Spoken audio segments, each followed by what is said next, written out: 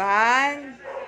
Ano natin kayo Ban. Kaya ko po nasabing overweight yung alaga po ninyo. If you're going to be pressing yung ating pong area dito sa may dito sa may back portion natin, hindi nyo na nakakapay yung backbone ng alaga ninyo. When it comes to the BCS or body conformation score, we usually have a rating from 1 to 10. 5 being the ideal. Yung sa alaga po ninyo, yung palpability ng backbone, yung palpability ng ribs nila, bagsak na. Sobrang taba po ng alaga ninyo, no? So instead of giving your top breed, dapat nag-change na kayo with your weight management diet. Bakit? Hindi healthy na mataba. Tao nga, di ba? Pag masyadong tumataba, nahihirapan sila sa movement po nila, sa breathing nila.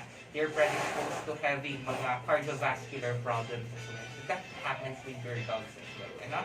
So if ever man po, I would be recommending the shifting of diet from your top breed into your Royal Canin Satiety diet.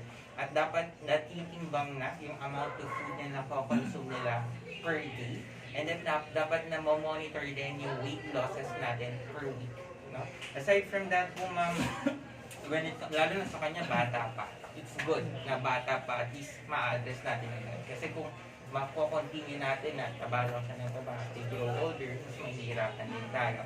Aside from that, syempre yung movement niya, particularly sa hip area natin, masyadong mabigat, masyadong na-pressure yung mga bones niya, yung mga joints niya. Large breed dogs are predisposed for having hip dysplasia, kung saan po natatanggal yung connection po ng femur nila, which is yung thigh bone nila dito, dun sa pelvic bone natin. So, posibleng magkaroon pa tayo ng lameness sa alaga. Okay. So, we'll be waiting for the CBC result as well as the fecal analysis. And then, kung clear, proceed tayo ng vaccine and then gawa ka ng supplementations natin. If ever, no? Sige.